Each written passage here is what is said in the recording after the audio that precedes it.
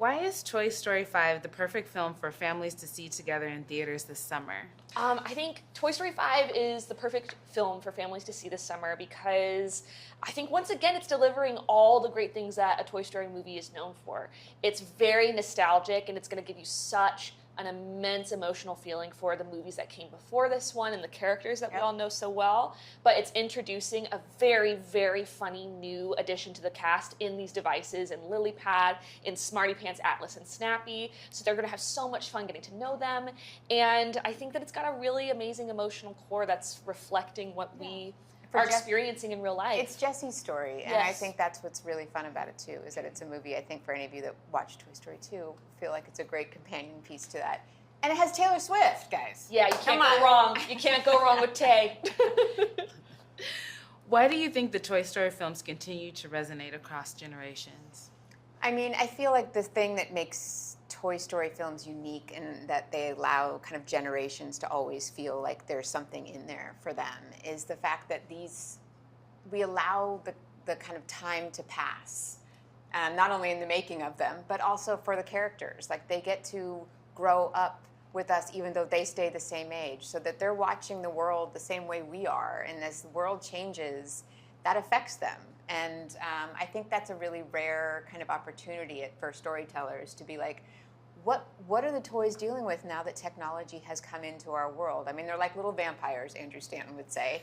They don't age, but the rest of us do, and the world passes by.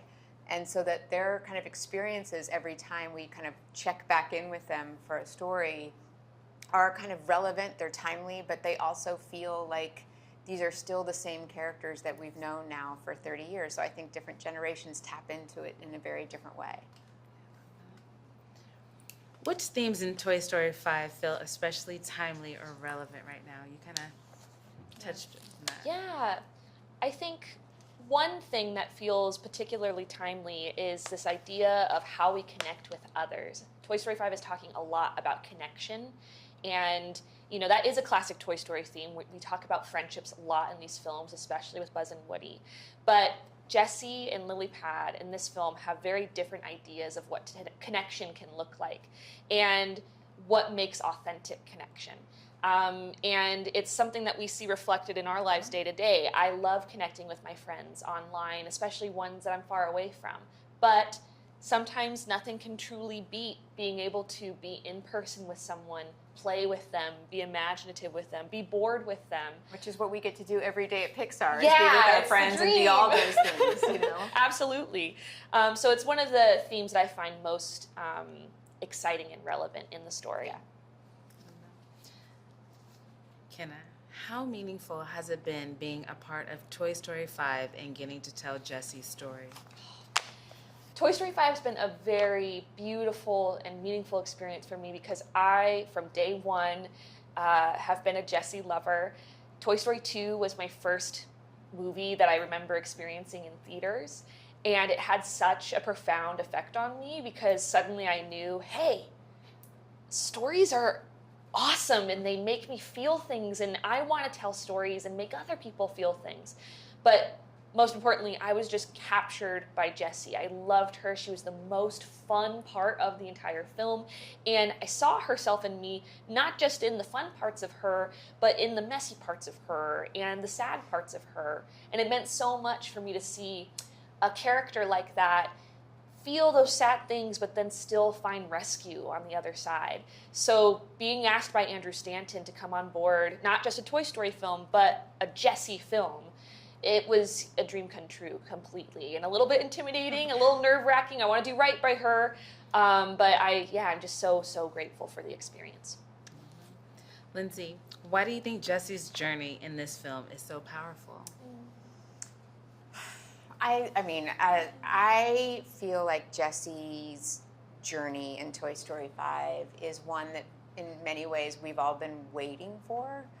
And again, if you've seen Toy Story 2, I think many of us have been waiting for it because it feels like there was so much that she needed to resolve, both for herself and for her kind of continued kind of sense of happiness and self-worth. And so I feel like we've all been kind of waiting for this moment for Jessie for quite some time. And then watching this film and watching the journey she takes through it, I think ultimately there was a real sense of like what is it exactly that she needs?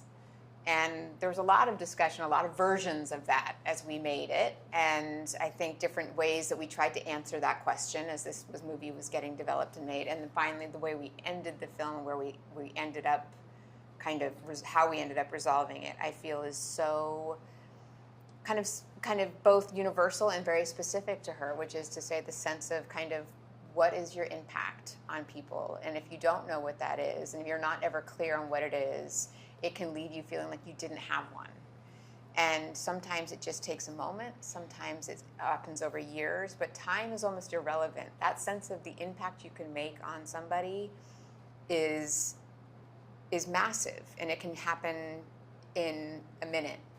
And so the fact that Jessie gets to walk away knowing that she has made an impact when she thought she had made none was like the one that we all went, that feels right. That's what she deserves.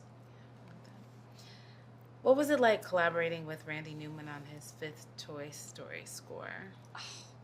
Collaborating with Randy Newman was such a dream come true. He's what Pixar sounds like to me. He's what Disney sounds like to me. And, you know, we make this film in a little bubble for so long by ourselves with temporary music, temporary sound. It almost feels like an independent film, and it doesn't feel like the big thing it's going to become. And suddenly, once we actually went down to the scoring sessions and added that Randy Newman score, which is featuring not just a lot of nostalgic cues, but, you know, cues used in a brand new light. There's also all these awesome new Western cues that he's using for these outdoor parts of the film. It was just so humbling because finally with that music, we went, oh, this elevates it. It elevates it, and it makes it a Toy Story film. Whereas before it was like, this is just a fan fiction that we're all writing together. We're all just quietly making what we think might be some version, and then you take it to Randy, and he just adds this. It's the heart to it, and it's like it just all of a sudden it's like he flips a switch, and all of a sudden, I mean, it's not that, it's way harder than that. Yes. But he makes it feel as though it's this just magic that he concocts and then adds on top of the film that then makes it feel like it really sits amongst all the others. Okay, last question. Are there any moments to the film that you think will play especially well for viewers once they're able to watch it at home? Ooh. Yes.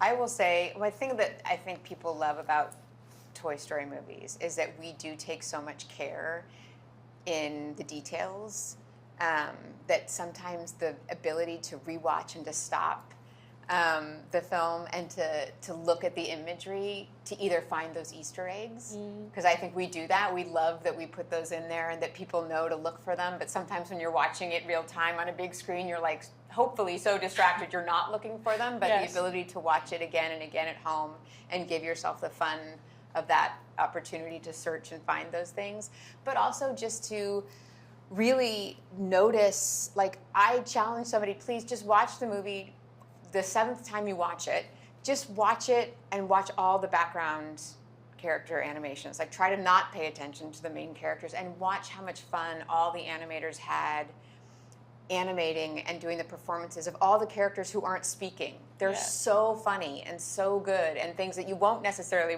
notice when you watch it the first time in a theater. So I think there's a lot of care and detail that we put into it that really benefits from the ability to people being able to rewatch it at home.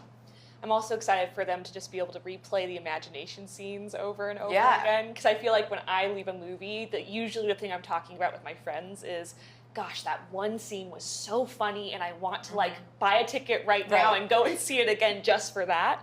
And for me, there's several scenes, including our last big kind of finale, For sure. that I would just like, just put it on repeat in the background.